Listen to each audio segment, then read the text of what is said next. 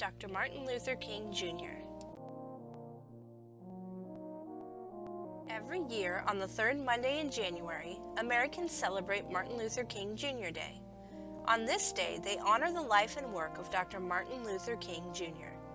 Who was Dr. Martin Luther King, Jr., and why do Americans dedicate a whole day to him? Dr. Martin Luther King, Jr. was an American civil rights leader.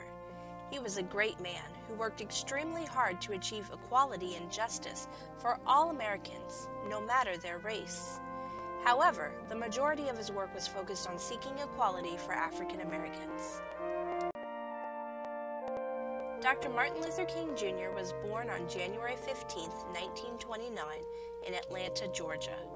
His father was a pastor at Ebenezer Baptist Church. His mother was a talented organist. As a child, Martin Luther King Jr. was very bright. He attended Booker T. Washington High School, where he skipped both the 9th and 12th grades. At age 15, he started college. Martin Luther King Jr. earned a degree in sociology from Morehouse College. After that, he went to seminary. Dr. King also earned a doctorate in theology from Boston University. He decided he wanted to be a pastor, just like his father. In 1953, he married Coretta Scott. Soon after that, he began to play a major role in the civil rights movement. He even helped organize the infamous Montgomery bus boycott in 1955. It was during this boycott that Rosa Parks refused to give up her seat on the bus.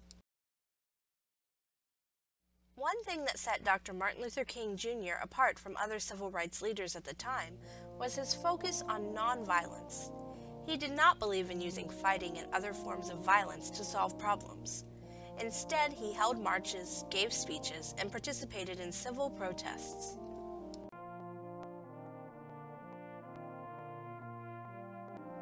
Dr. King gave many speeches, but his most famous speech was the I Have a Dream speech. He delivered the I Have a Dream speech on August 28, 1963, during the March on Washington. In that speech, he called for an end to racism and shared his hope of a brighter future for America. By 1964, Dr. Martin Luther King Jr. was known around the world. That year, Time magazine named him the Man of the Year. In 1964, Dr. King was also awarded the Nobel Peace Prize for his nonviolent resistance to prejudice. He was the youngest person to ever receive the prize. Dr. Martin Luther King Jr. continued to work to improve race relations and fight for equality.